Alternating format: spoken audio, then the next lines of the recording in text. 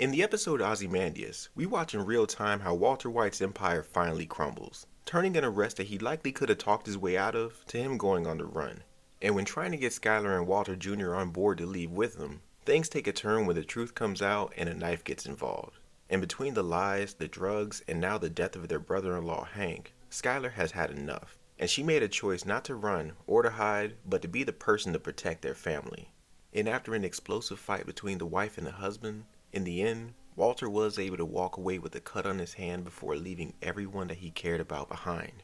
But what if things happened differently? What if in that split second, Skyler didn't go for the hand, but instead she went for the jugular and she was the one to put an end to Heisenberg? How would things change from that moment on? Well, let's find out. Welcome to the Heisenverse, a series where I make a change somewhere in the Breaking Bad timeline to see how that one change ripples throughout the entire universe. And before we get started, if you could leave a like on this video to support the channel, I'd appreciate it. Now, let's get into it. As Walter is scrambling to collect anything he can for his family to get ready to disappear, while loading up the truck, he's greeted by Skyler and Jr., who's in pure shock to see him. Because not only does he look like a mess, but Skyler and Marie just told Jr. everything, and they were both under the impression that he was already on his way to jail. And while brushing off every question that Jr. would ask him, Walter brings them inside and he demands that they just start to pack. But while Jr. has no problem with following orders, when Skyler has a chance to put Holly down, she questions Walter as to why he's there and brings up the fact that Hank had him in custody and there was no chance of him letting Walter go. But again, he just disregards any questions and tries to make the urgency of them leaving more dire. But as she gets right up to his face, she would question him once more, but this time asking, "Where's Hank?" And as Walter begins to stutter his words, he desperately tries to change the subject and he tells her in a whispered tone, "Skyler, I have $11 million in cash right outside, and we can just go. We can leave and start over." And based off everything that Walter is saying right now and how he's acting, Skyler comes to the conclusion that Hank is dead. And as a tear rolls down her cheek, she would say it out loud, but this time, Junior hears the news. And while it would feel like everyone is now yelling at Walter and blaming him for killing Hank, he begins to shout and say that he didn't kill Hank. In fact, he was the only person that was actually trying to save him. But without going into too many details, Walter would once again change the subject back to packing. And as he walks past Skyler to grab more bags, she would hold Walter Jr. behind her and grab a knife. And when Walter sees this, he calmly puts the bags down and approaches Skyler and tells her to put the knife down now. But as he gets closer, she warns him to just get out, because at this point, she wants nothing to do with him. But regardless of what she says, her words fall on deaf ears as he just continues to advance on her. And when he's within striking distance, it would seem that he's going to reach for the knife. But the second he does, Skyler closes her eyes and she swings with all her might. And when she opens her eyes, she would see Walter holding his neck with blood dripping from his fingers. And as he struggles to get a word out, he slowly begins to choke on his own blood. And while giving a sympathetic look to Skyler and Jr., he's only able to let out a gargling sound before dropping to his knees, then falling forward on his face. And while blood drips off from the knife, Skyler, who still has a tight grip on it, would let out a quivering breath as both her and Jr. look down at Walter. In understanding what needs to be done, Walter Jr. gets out his cell phone and he calls the cops while Skyler still refuses to let the knife go. Less than 2 hours later, dozens of police officers are now at the White residence. And while Skyler is telling her story to the lead investigator, they would make the discovery of a barrel of money that was on the truck that Walter had. And although Skyler did act in self-defense, she also mentioned how she was aware of Walter's drug operation just to put everything out there. Because if she didn't say something now, it's likely that the news would eventually get out, whether from a police interrogation or from Junior and Marie, so there was just no use in denying it. And in light of all the evidence, unfortunately, Skyler would be put in cuffs and taken down to the station. Because with her being so aware of Walter's activities, they would still believe that there's something that she's not telling them. That, and plus she did kill somebody. And at this point, nobody knows where Hank and Steve Gomez are. And with Walter being the only person who would have known that information, if they couldn't get to him, the next best thing would be Skyler. Because at the end of the day, somebody has to go down for this. So while Skyler's being hauled off to jail, Marie would take custody of the kids just so everyone could be together. And with Walter and Hank both dead, she would need them just as much as they need her. So as Skyler is dealing with the DEA, we cut over to Jesse, who sits alone inside a concrete hole. And while he recovers from the beating that Todd gave him, Jack and his crew watch the tapes that he made with Hank. And with him now knowing that he's a rat, he'd be kept alive solely just to be Todd's assistant to cook meth. But for Jesse, that's the last thing that he wants to do. And after his last attempt to escape, which resulted in the death of his girlfriend Andrea, he contemplates on what he has left to lose. Because with him living as a slave locked away in a hole, anything's better than where he is, even death. But it's not his life that he's worried about, it's Brock's.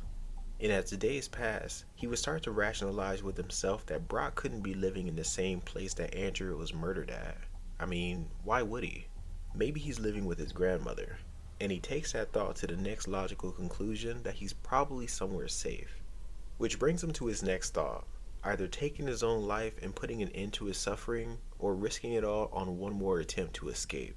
Because the way he sees it, if he stays, he dies. And if he gets caught again, he also dies.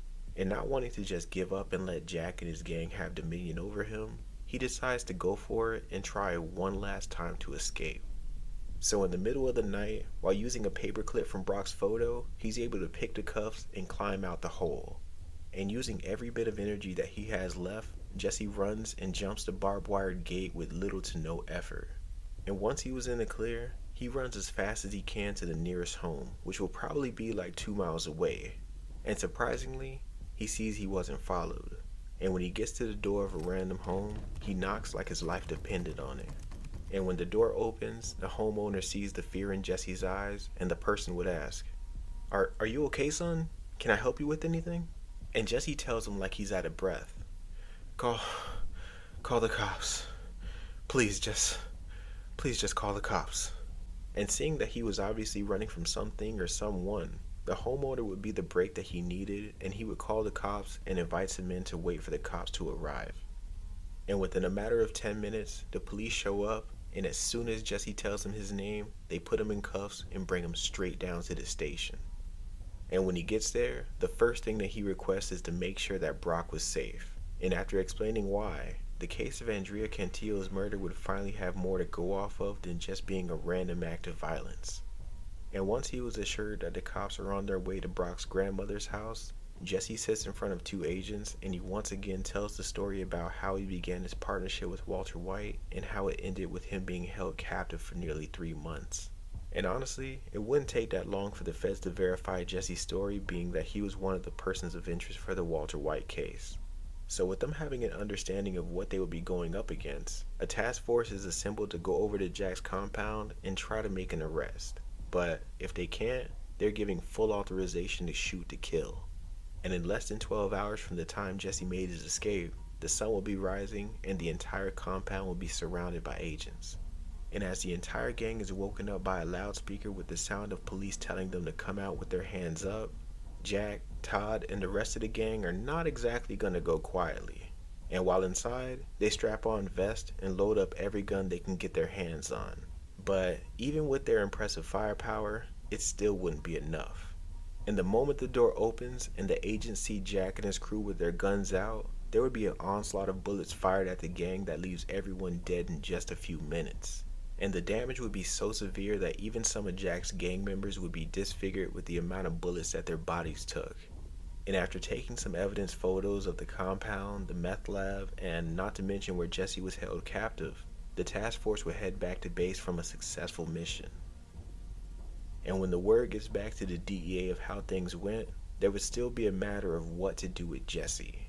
Because although the information he provided was more than enough to not only clear Skyler's name, but also provide closure to Drew Sharp and Andrea's family, it was because of his direct involvement with Walter White that started all this. But if he did learn one thing from Saul Goodman, it would be for him not to put everything out on the table. Which, luckily for Jesse, it did give him one more bargaining chip to play, which would be giving them the location of where Hank and Steve Gomez's bodies were buried.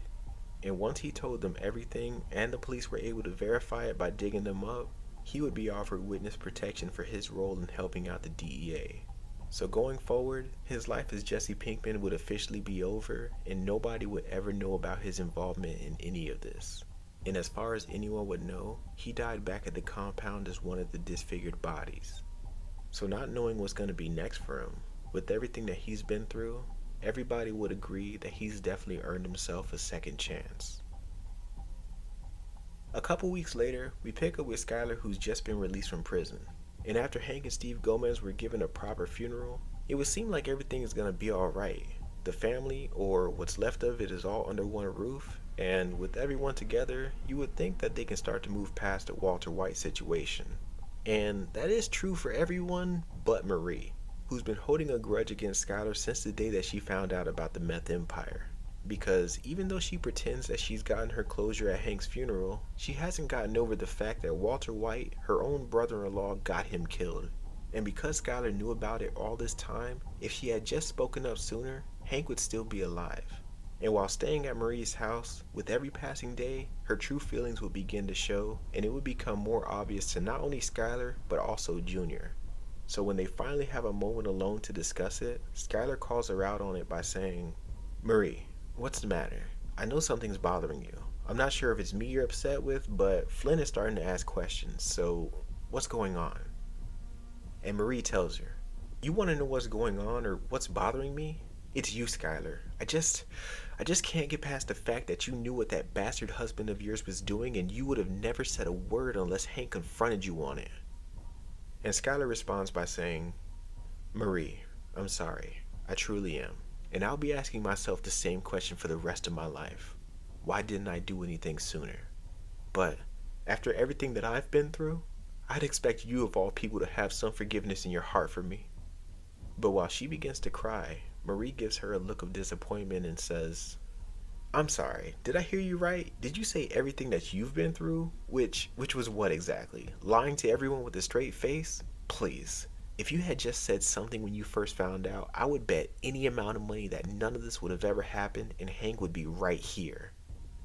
And as Marie stands up to take a deep breath, she looks at Skyler, who's still crying, and says, "Look, Skyler, I love Flynn and Holly with all my heart, but you? I don't think I can ever forgive you for what you had taken from me, and I don't think that'll ever change." Marie then walks out the room and leaving Skyler to sit with what she just said. And she can definitely understand why Marie feels that way, but at the same time, she fails to see that Skyler was also a victim in all this. But even if she wanted to leave and move out and give Marie her space, she has nothing to her name. And with all the news that came out about her and Walter, there's not a company in the city that's going to hire her. So at this point, all she can do is endure Marie's anger and hope in the next few months that things can change for the better. But sadly, things for Skyler and Marie would never be repaired. And eventually, Skyler was able to get a name change back to her maiden name, and not too much longer after that, she would move out. But with Walter Jr. now 18, he decides to stay living with Marie, because similar to his aunt, he's also been having a tough time forgiving his mom for everything that she's done to their family. But not wanting to hurt her feelings, he would disguise his choice to stay as not wanting to leave Marie by herself. So after saying their goodbyes, Skyler and Holly decide to move out to Colorado, where she won't be recognized as the wife of Heisenberg. And slowly but surely, she would begin to repair her life. But every now and then, she would wonder if all this was a dream. But that idea is ripped away every time when reality sets in and she wakes up in her bed all alone. Hey everybody, and thank you for watching another video, and I hope you enjoyed another story from the Heisenverse. And in my opinion, with the exception of Gretchen and Elliot giving Walter Jr. the $11 million, I would say that this is pretty similar to the original ending. Jesse gets his freedom, Jack and his crew are no more, and the White family is still fractured. And personally, I believe that the dynamic between Skyler and Marie would never be the same.